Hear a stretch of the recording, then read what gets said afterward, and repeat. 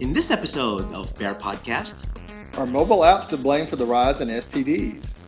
father and son get married to each other. Want your own set of Wolverine claws? Planet Bob Marley? NASA discovers planet covered in Mary Jane. All these in your emails coming up. Stay tuned. Bear Podcast 569. Bigger than the Earth, floating through space. Kind of concerns many of us, even gay He people. used to be cute, but that bitch she needs to be slapped. Strip Cards Against Humanity. And then Sunday night, did you do the sing along with Sound of Music? One of them is gay and the other is straight. I'm so gay. Apparently he became gay. It might be a source of sexually positive pleasure. We worked on it. We had pleasure. That's great. Is how it's done. Welcome everyone to Bear Podcast. I am Nard. And I'm Ray. And welcome to episode 569. It's June 2nd, Tuesday, 2015. Yes.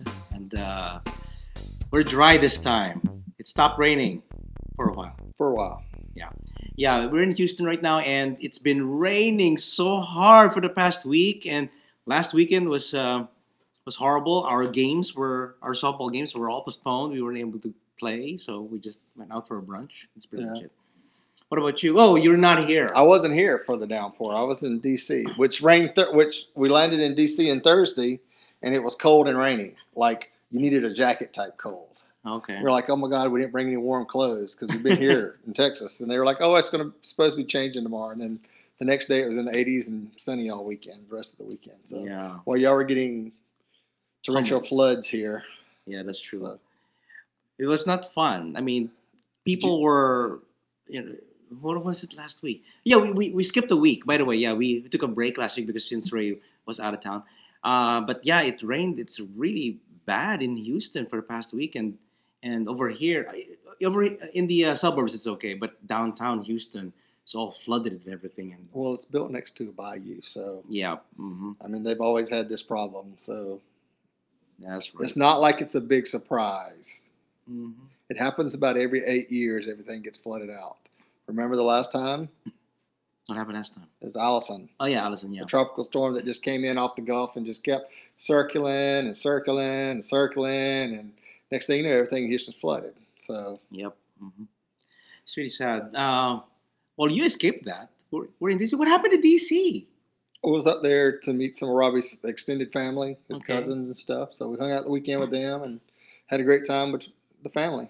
So went into DC and rode around a little bit. We didn't really stop. Sunday was kind of rough. Well, it was an emotional day because we took Robbie's dad, who's a World War II veteran, and he's 89 years old. We took him to the World War II Memorial, which he'd never been to. Mm-hmm. So it was quite a day, him being there, and we didn't see any other World War II veterans. They might have been there earlier in the morning before it got hot, but we didn't get there till the afternoon, and people kept coming up to him and shaking his hand for his service, and it was emotional for him because he said, I'm not the ones you should thank. The people that didn't come back are the ones you should be thanking. Yeah. Thanking. So. Yeah, that's true. Well, of course, he served too. Yeah, so that's why he really deserved it too. So, but, just as much as the one who died. Yeah. But it wasn't Memorial Day. It was for the ones that had passed, given their lives for our freedoms that we have. So, so it was quite interesting. Robbie and I got dropped off at the Lincoln Memorial because he'd never been there. We took some pictures, then walked down the mall to the World War II Memorial. And on the way, we passed the Vietnam Veterans Memorial, which was pretty rough because there's still a lot of Vietnam vets that are still alive, of course. Mm-hmm. And walking through them and listening and just picking up bits and pieces of the conversation about some of them are still fighting for their benefits. They're having problems with this, having problems with that. And it's just like, oh my God, it's like that war's been over for 40 years, almost years now, and people are still having to deal with bullshit from it. Yeah. So, which our parents, well, I guess our parents' age, who are in their 60s, are still having to deal with that crap. So. Mm-hmm. But other than that, we just spent time with the family and hung out. Got to meet all the cousins and cousins and baby mamas and daddies. But you got to tour around D.C. It's very beautiful there. It is very beautiful. Thursday after we got picked up at the airport, we rode through D.C. a little bit, and it was pouring down rain. So, what much you could see. And you went. They had a lot of stuff blocked off because they were getting ready for the Memorial Day stuff. So. Because you did go during Memorial. Yeah. So, we didn't go on Memorial Day because we knew it was going to be packed that day. So. Oh yeah, definitely. But we went the Sunday before. So you did mention that you did go around the tourist spots, the states and everything. Well, you also saw the Philippines, stuff like that. Oh yeah, the Philippines, Manila, all the different. They did the different. They had the two theaters. They had the Atlantic Theater and the Pacific Theater of all the main points that encompassed the war, and there were U.S. territories and stuff at the time. So yeah, I was. I think I mentioned it last night we were had dinner at your place. It's actually about those places. If you went during the day, it's like 10 times better at night because they're all illuminated, lights and everything, and the effect is really nice. The fountains being lit up by spotlights and everything. It's really beautiful. A friend of mine, his name is Jim, who lives in Virginia. He toured me around. He said that during the day, blah blah blah, but during the night because he's local. He knew during the night I can pick you up and we can drive around and see see everything, and it's a lot beautiful because of the illumination and everything. The ambiance is nicer. Yeah. I was about to. I didn't know you guys are going there. I would have suggested that you guys go at night. Yeah, we were dealing with family. It was more of a family outing than going to DC. So we'll probably go back and just check out DC because see all the sights and stuff. So. Mm-hmm. And then of course we had our friend Marvin who came from Singapore came over. Yeah. So he's visiting us. So we got together last night. Had dinner with him. So. Mm-hmm. That's right. So shout out. Marvin, yeah. Mm-hmm. He'll be in Singapore another year. I know. We're kind of thinking about going there next year. I don't know. We might try to go there too before they leave. So we got somebody to give us a good tour guide. Yeah. Mm-hmm. All right. So let's. Wait. You have something about San Andreas? You guys watched it? We went and saw San Andreas. Have you seen it yet? No. Is it really good? Yes. In 3D, you don't want to go or no? We saw it in regular. Okay. Because all that 3D mess too much. But no, we went and saw it Sunday and stuff. It's a very good movie. You don't want to go to California after you watch it, or if you're in California, you're gonna want to. Is it about the? It's almost. It's the earthquake. Well, it's kind of like what was it? 2012. Okay. Remember that whole movie with John Cusack and stuff? It was very similar to that, except it centered basically on California, the San Andreas Fault Line, and them being able to predict earthquakes, and they find a way to do it, but when they find it, it's too late because the big earthquake's happening. The almost 10-point. Just when they found this, they got the science to find out. So, it's too late. And and then all the unimaginable stuff like getting from L.A. to San Francisco in no time at all, and finding a boat and airplanes and helicopters, and really San Francisco gets flooded, and they're driving around the streets of San Francisco in a boat. Yeah, and it's over the top, but it's good. I barely enjoyed it. I mean, it kept you on your seats when those kept building. So special effects were awesome. I mean, it's very hard to tell what was real and what wasn't in a lot of the scenes. Okay, should check it out. Yeah, so check it out. Yeah, we're watching the movies this week. Yeah. All right, so we have some topics here, and it's actually something high tech. This could have been a gay or a geek, but. We put it in anyway. we like to talk about STDs on the show, so we like to talk about STDs. All right, so I read this. I read this also, but it's a really long article, so we need to compress this. Yeah, well, this is the meat of it right here that I get it compressed to. So okay, so the go ahead, Ray. Okay. Early this year, two research. Well, this is called swipe left or right. Some experts blame dating apps for the rise in STDs. So you're jacked, growler, grinder, scruff accounts are calling everybody to have more STDs. So, earlier this year, two researchers from New York University released a study tracking an increase in HIV diagnosis dating from when the website Craigslist was created and became a place for individuals to set up casual sex encounters with others interested in the same thing. They found that from 1999 to 2008, the arrival of Craigslist correlated with an increase in the number of HIV infections. So basically what they've come down to is that what the internet does, it makes it a lot easier to find a casual partner. Without the internet, you have to put effort into casual relationships, chatting with someone at the bar or hanging out in places. But these platforms make it a lot more convenient, easy that, hey, I want to fuck, somebody else wants to fuck, you hook up, basically. And that's what happens. It's really easy. Just come and go. and come. And then they go on to say that now we have apps on our mobile phones instead of a website, so there's access that's that much easier. The author's suspicion, without empirical testing, is that it makes it even more widespread than with Craigslist, because now people are traveling with phones and can find someone to hook up with tonight where they are, the author said. It's so easy because on the way to your Craigslist trick, your phone would be buzzing because there's another trick waiting in line. So it's interesting. They're saying they don't blame social media. We need to do a better job at educating young people on healthy sexual experiences. This is about a failure of providing young people with competent sex education, giving them access to condoms and affordable health care. Until we make critical investments, these numbers are likely to go up, but it's not through the fault of social media. So they're not blaming social media. They're blaming the fact that people can hook up easier than what they used to. They cut out all that having to go to the bar and hang out. So those pop-ups that go out. You've seen it before. The pop-ups that come out. They should have some kind of a tip for the day or something. Yeah. That, hey, did you bring your condom today? Well, a lot of the apps I notice have HIV testing stuff that comes through and pops up. Hey, if you need to be tested, here's where you go. Web links, all that stuff, but nobody pays attention to that. I know. You can just click close. Close, yeah. Or okay. So, or whatever. But another article who clicks on more? Yeah, I know. More. There's a more button. They might want more dick. Yeah, I know. But not more information. More dick.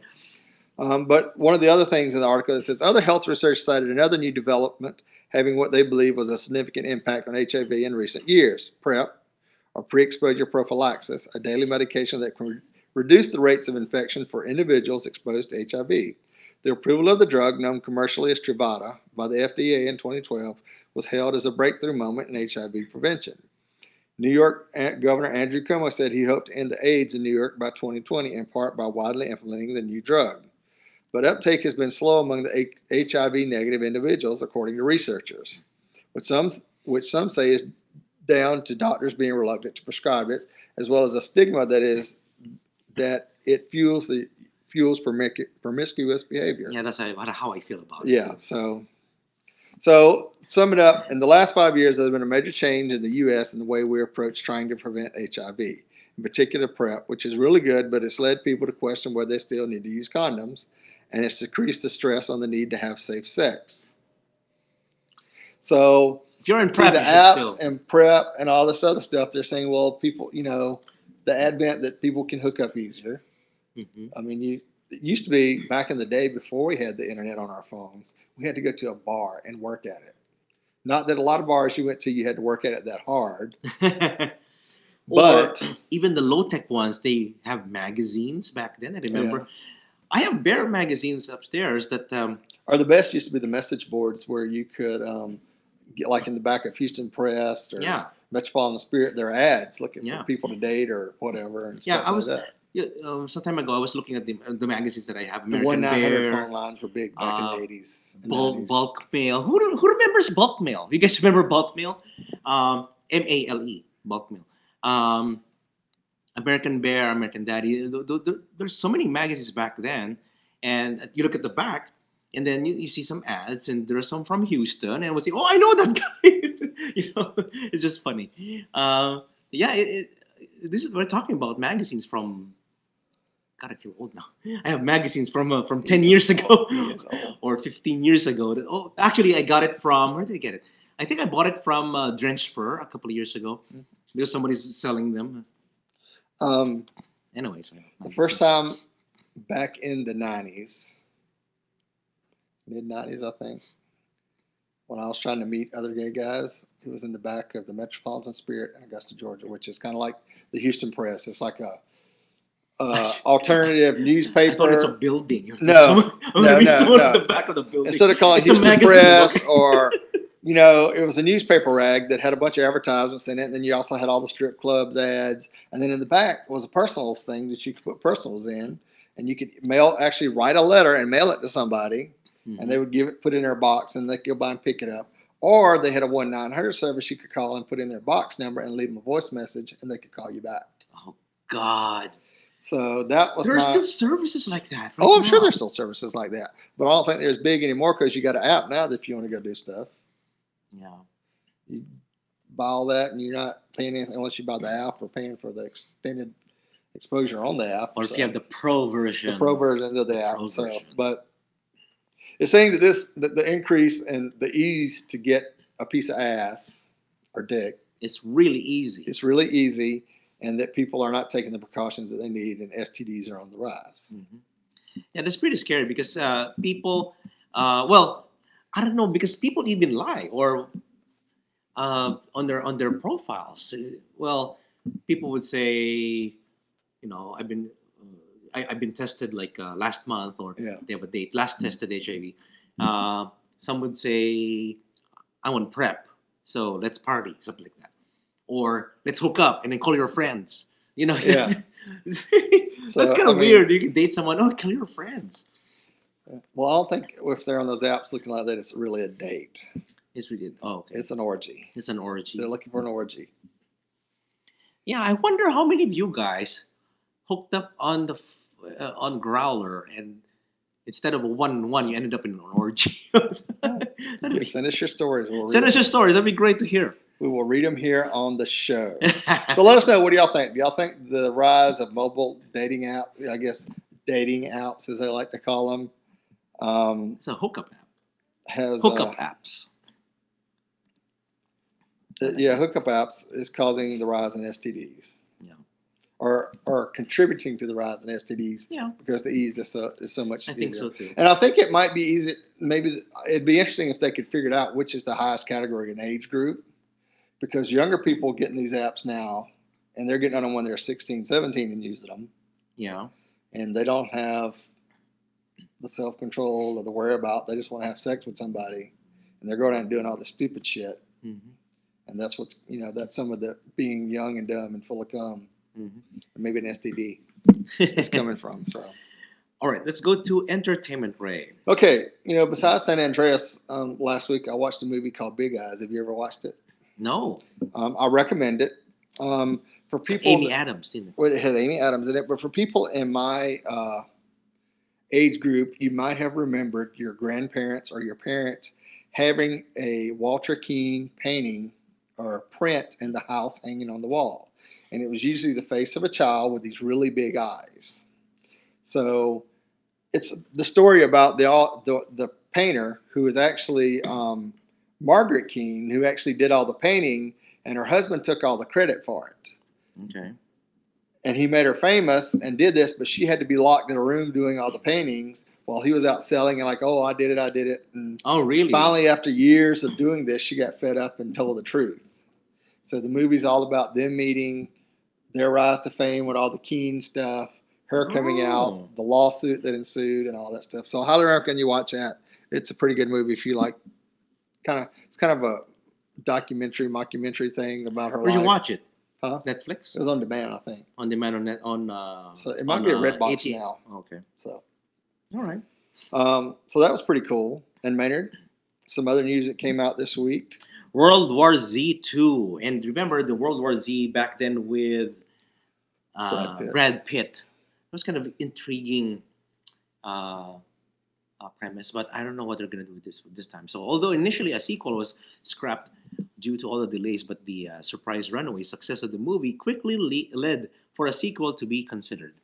The movie will be released June 9th, 2017, the same weekend as Fantastic Four. So good luck with that. Good luck with that.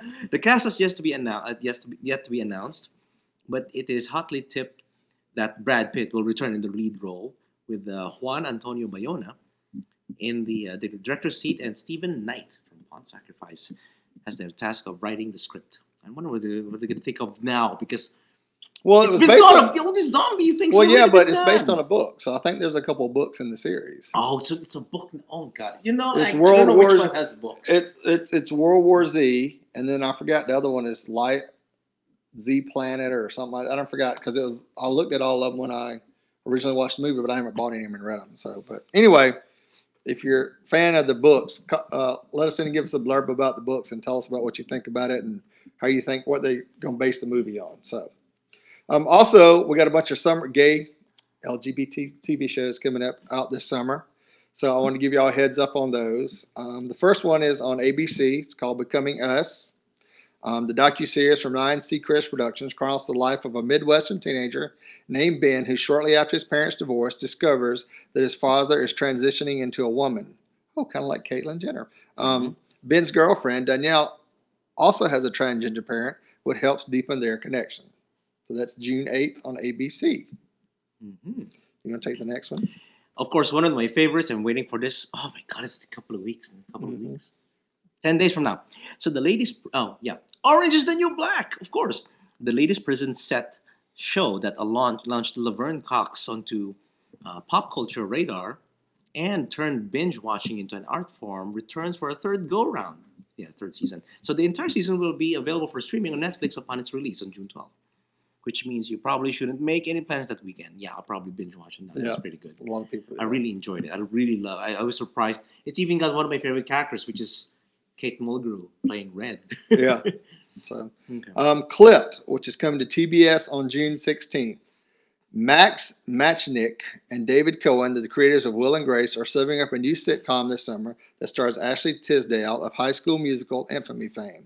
The show follows a group of former high school classmates who now work together at Buzzy's, a local barbershop in the Boston neighborhood of Charlestown.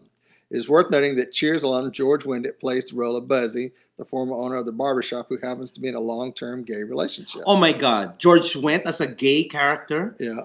George Wendt is the bear in Norm. Cheers. What's his name again? Norm. And Norm! Oh my God, I've always had the hots for him. George Wendt? Oh my God, he's going to be a gay character this time? Yeah. He's going to be very... I'll do the next one because it's one of my favorites. Oh God, okay. This is Teen Wolf on MTV comes out June 29th. It's hard to believe that this homoerotic series is adapted from the 1985 Michael J. Fox film with the same name. The movie was a comedy and there is nothing remotely sexual about its plot. On the other hand, Teen Wolf, the show, has brought us shirtless wolves, gay storylines, Tyler Posey, and is back for a 5th season starting Monday, June 29th at 10 p.m. on MTV. Oh my God. Okay, the next one is very intriguing. I mentioned this earlier, but... Yeah. Okay. But shouldn't it be called Caitlyn Jenner's? It should be Caitlyn Jenner's now. Docuseries. So it's Bruce Jenner's docuseries. It's going to be in July 26th. So although the 8-part series does not have an official title yet, the project will pick up from where the Diane Sawyer interview left off. The show will chronicle Jenner's transition as he begins to live an authentic life and seek out his new normal. So his transition from Bruce Jenner to Caitlyn with a C. Caitlyn Jenner. Yeah. Wow. Okay. Interesting. The next one is Wet Hot American Summer, First Day of Camp, which comes out July 31st. And this is a Netflix show. So Netflix is delivering another binge-watching treat in the form of this 8-episode series that serves as a prequel to the 2001 cult comedy. Most of the cast will reprise their roles, and there will also be some new faces like hotties Chris Pine and John Hamm. However, the return of Bradley Cooper as the gay camp counselor is what we find most exciting. If you haven't seen the movie, you missed one of the hottest sex scenes to ever take place in a tool shed between Cooper and Michael Ian Black. Wait, which Michael is this? Michael Ian Black. I don't know. Michael Ian Black? Bradley Cooper? Bradley Cooper was in the movie. They're going to have a sex scene? Well, they had a sex scene in the movie. Oh my God. So it'd be interesting to watch. It'd be interesting to watch it because I think he was like the wife of the counselor. Bradley Cooper's kind of borderline. Yeah. For me, meaning almost like he's good looking. So I should say. Okay. I mean, I would watch what he does. I mean. Yeah. All right. Let's jump on to Justice League. All right. Here's what we have confirmed about the Justice League cast, Part 1. Way before the epic battle between the Dark Knight and the Man of Steel crashes onto cinema screens across the globe, the internet is already heating up over potential castings for Justice League Part 1. And I mean, rightfully so. This movie has the chance to be the defining feature for Warner Brothers' new take on DC Comics' stirring lore. So with all that said, should we have a look at the confirmed and rumored cast of Justice League Part 1? Okay, so let's see. The confirmed people who are going to return are Ben Affleck, of course, Bruce Wayne as Batman, and Henry Cavill, who played Superman, of course. Yeah. Gal Gadot, who is playing Wonder Woman, Jason Momoa as Aquaman, and Ariza Miller as Barry Allen the Flash. The gay Ariza Miller playing Ezra Miller. Ezra. Barry Ezra. Allen. Okay. Wait, Ezra Miller? Is he the same guy in the TV? No, okay. not the same guy. Totally different guy. Everybody was shocked that they did that. I know. But they're kind of keep the character separate, I guess. They want the TV series to have its own life. And there was a little upstart about that, but it's interesting that they did that. And now all of a sudden Flash is the #1 TV show out there. Yeah. It is. I really enjoyed it, The Flash. So, yeah. Even the ending. The ending's kind of cheesy, though. Yeah. To me. Ray Fisher is playing Cyborg. Jeremy Irons will be playing Alfred Pennyworth. Amy Adams will be playing Lois Lane. Speaking of Amy Adams. Diane Lane will reprise a Rose and Martha Kent. Jesse Eisenberg as Lex Luthor. Lawrence Fishburne as Perry White. Now, the rumored castings are Jenna Malone, Carrie Kelly / Robin, Dwayne Johnson, Black Adam. Oh my God, I heard about this. Yeah. Now, I don't know if that's going to happen because I saw something fly through on the internet that he got arrested for drugs or something. Oh, okay. So I didn't have a chance to look at that before we started the show. So Lance Reddick, Martian Manhunter, or Jon Stewart? I think he'll be Martian Manhunter. I don't see Lance Reddick being Martian Jon Stewart. Tao Akamoto, Mercy Graves, Harry Lennox, General Swanwick, and Christina Wren as Captain Carrie Ferris. I don't know who they are, but well, they're characters in the DC universe. Yeah, so some of these are new characters, I think, that used to be males, but like they're putting a female Robin in instead of a male Robin. A female Robin? Yeah, you just read her name. Yeah, that's right. That's Carrie why it Kelly? was Jenna. Yeah. Jenna, yeah. That'd be interesting. But well, Batman did have a female Robin at some point in the DC universe. In the comics, yeah, in the New York comics, comics version, yeah. All right, so I guess the entertainment. Tell us what you guys think. All right. I really feel stuffy and everything, and I've been battling this for the past week. I think it's just bad allergies right now this week. So anyway, okay. So sorry guys. I just if I sound weird, it's I'm kind of stuffy and everything because. And that's different how? Huh? That's different how? What's different? It's always that you sound weird. I sound. Oh yeah, that's right. Oh, it sounds weird anyway. Yeah. Anyway, so before we go on, actually, one of the logos here that you see on the screen is it's a Bear Podcast logo that was made for us by Derek from HeftyNet, heftynet.com. Thank you, Derek. Thank you, Derek. So actually, Ray was wearing a shirt last week or last episode, and he got to see Derek. Got to see our show. So heftynet.com is the website that it's for chasers and the bears that they admire, who are chubby, the hefty guys, and it's kind of big. It's really it's Facebook like, and it's a good environment. It's a social network also, but mostly for bears and their admirers. So yeah, heftynet.com. So check it out. Okay, let's go to the gay, the geek, and the bizarre, Ray. Okay. This week's gay couple who were once father and son finally marry. Oh my God, the gay Armageddon is here. This is how you had to do shit back in the day to make stuff work. Well, how do you do this? All right, I'll tell you. All right. A gay couple who went through an adoption process in order to have certain legal rights were finally able to marry after being together for more than 50 years. While living in New York in 1994, Norman MacArthur, 74, and Bill Novak, 76, were registered as domestic partners. In 2000, they moved to Irwina, Pennsylvania. Is that right? Irwina? Yep. Irwina, Pennsylvania, where domestic partnerships were not recognized. A lawyer told them there was one option to retain legal rights: adoption. So they're 2 years apart, and one can adopt the other. Well, you can always adopt somebody. Yeah. Okay. Can you adopt me? No. No? No children's. Okay. An adoption would give the couple certain rights that would not be recognized otherwise, such as hospital visitations. If we were legally related, I would be allowed into the ER entitled to know what Bill's condition was if anything should happen, MacArthur told Yahoo Parenting. I was a son and Bill was the father. Bill is 2 years older than I am, so that's the only reason, he said while describing the process. Last year, when a judge ruled that Pennsylvania's gay marriage law was unconstitutional, the couple decided they wanted to get married. On May 14th, they went to court to ask a judge to vacate their adoption so they could get hitched.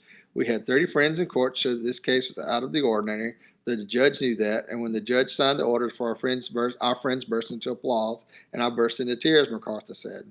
Congrats to the happy couple, and pardon me while I get a beach towel for my eyes since they have somehow started to sweat profusely. So it is to get unusual. legal, well, no, it's not unusual. A lot of that, it wasn't common, but a lot of people to get legal rights became adopted. I didn't know you can do that. Remember, what's her name? The one that Tanya Harding? Yeah. She got adopted by another family because she didn't like her family. But she did that so they'd have legal rights and her other family couldn't get her money and stuff. Oh. So, but back in the day, gay men, the only way that they could legally be tied together was adopt one another before marriage was allowed. So you're saying domestic partnerships. If Mike and I didn't get married, he could adopt me. He could have adopted you. He could adopt and you could have been, and that way legally you are connected, and you have right, and you are an heir if you, so you have rights to do stuff. Father and son at that point, but if we have sex, talking about some gay men's wet dreams, it would be incestuous, legally incestuous. Yes, in theory. Wow. I didn't know that's a loophole. It sounds like a loophole. It was a loophole. That's how people got away with it. So wow, it's interesting. I think more lesbians probably did it than gay men. I'm not for sure, but I heard more mother and daughter things. But I heard about lesbians doing it before I ever heard about gay men doing it. Yeah, I mean mother and daughter adoption, yeah. Even though they're lesbian couples, yeah. a lesbian couple. Yeah, that's what I meant. Yeah. So somebody got some statistics on that, let me know, because I'm sure somebody out there does. But tell me if you're in it's a different kind of a daddy-son relationship. Yeah, it's like a legal way of daddy-son. Yeah, relationship.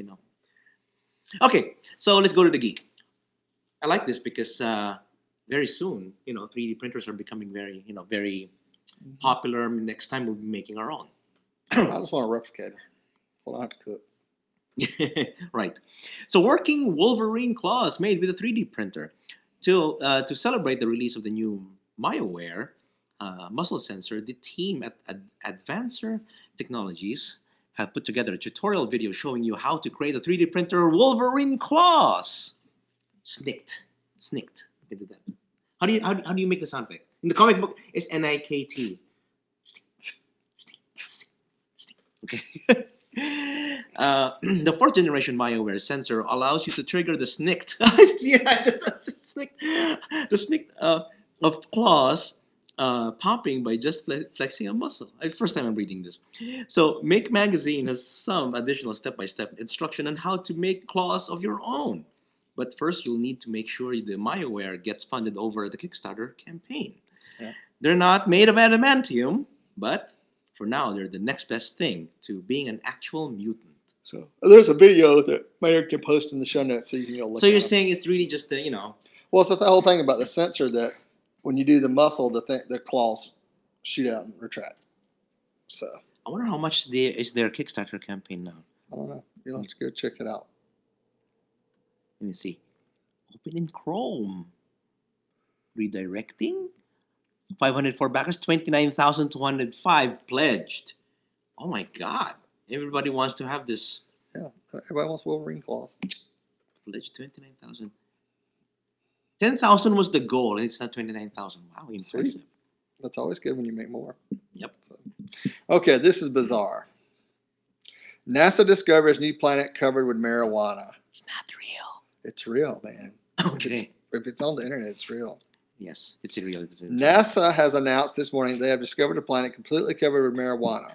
A discovery that has completely taken scientists by surprise. And a bunch of potheads, too. Planet X637Z-43, discovered using NASA's Kepler satellite, who also alleged to be one of the very few planets potentially habitable, according to NASA experts, who have detected sufficient levels of oxygen and nitrogen to support human life. The presence of marijuana on other planets can strongly encourage future generations to take interest in space exploration, some experts believe. We always think young people aren't interested in anything, but it's false. Young people love smoking pot, explains David Chardneau, astronomer at the Harvard-Smithsonian Center for Astrophysics.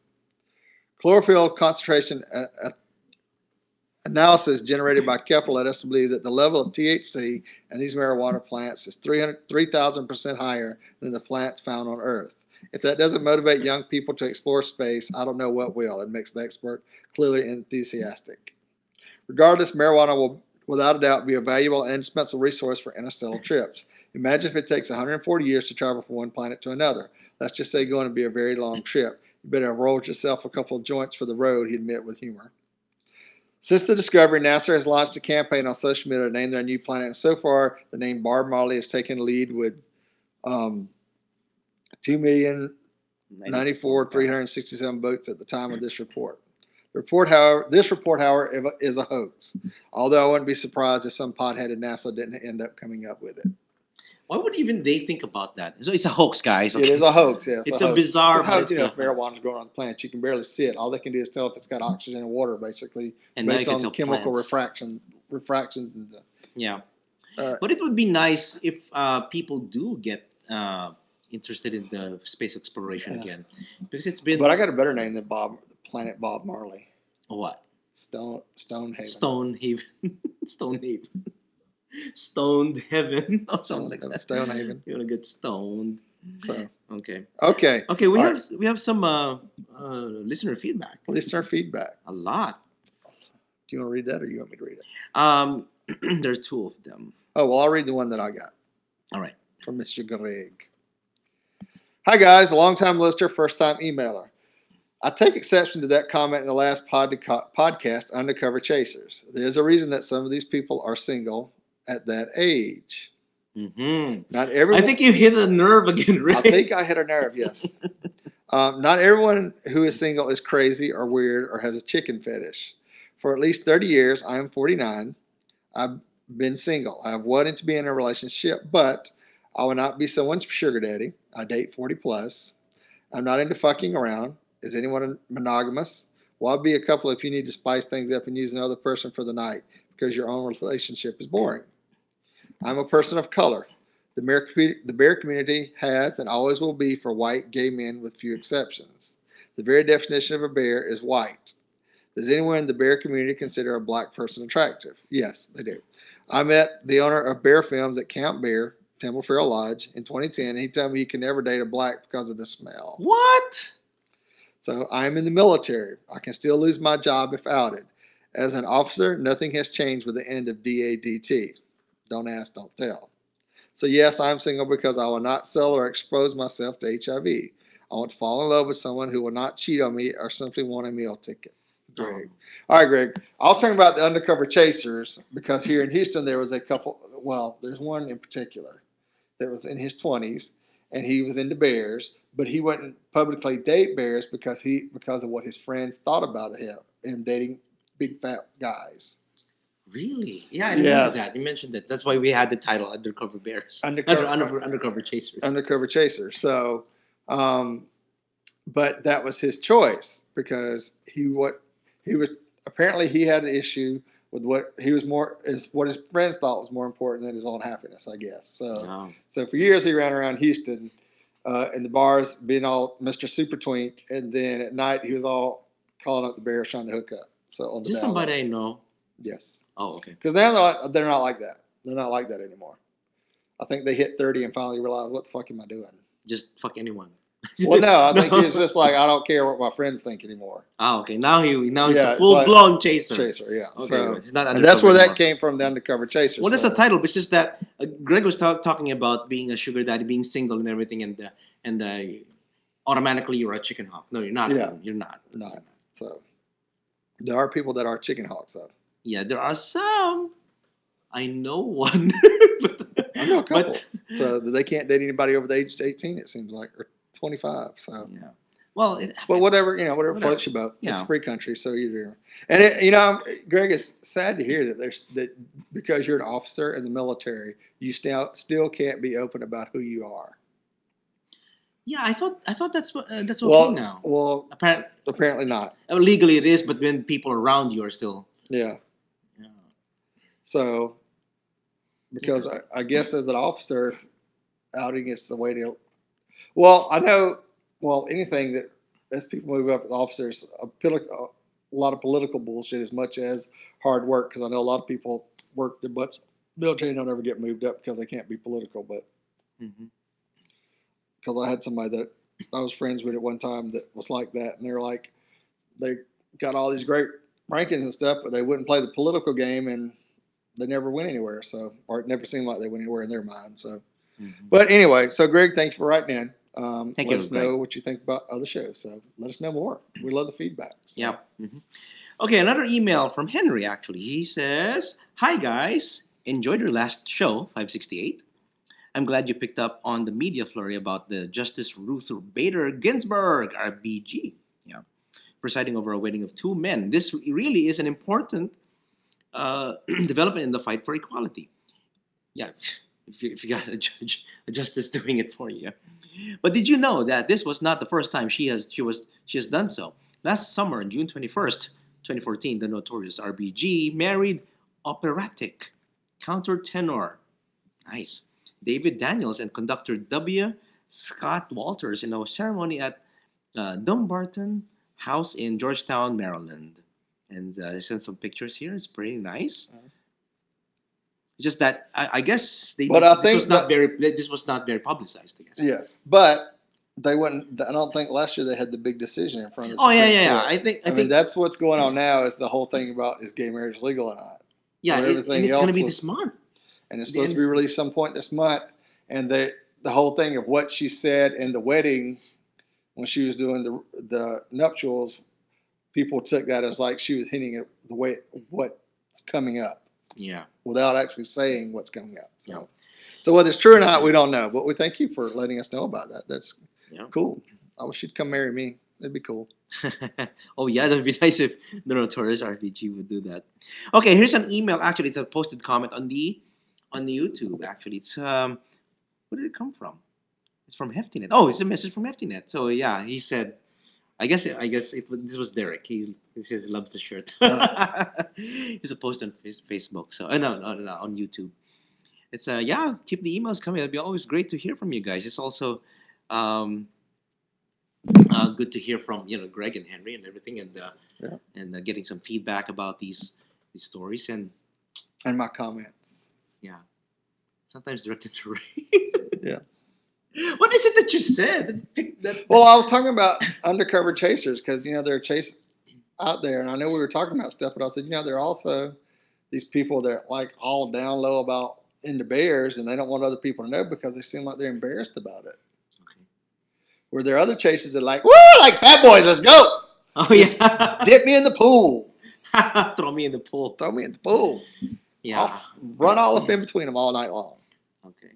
So. All right. So, I guess that's it. What are you planning this week? This week is kind of it's a very low key because we've been busy for the past week or so, and we got to get out of the house at some point because it's been raining. Like I said, you were away and I was stuck at home. There was this big storm outside and I can't go out, and I only got to see the sun like if I needed to go out for breakfast or something, but I didn't get to see any of my friends except for Sunday. Met up with the Wave, so hang out with them. But after that, we just got home and didn't. Well, except we did yesterday. Ray invited us over for dinner. And made spaghetti. Nice. Made spaghetti. You know what? Of course, Italian sausage is a whole lot better than actual ground beef. Of course. Oh yeah. Yeah. And you used a whole pack of Italian sausage. Use 2 packs. You used 2 packs. Okay. Use 2 pack. 2 pack. 2 pack. 2 pack Italian sausage. Italian sausage.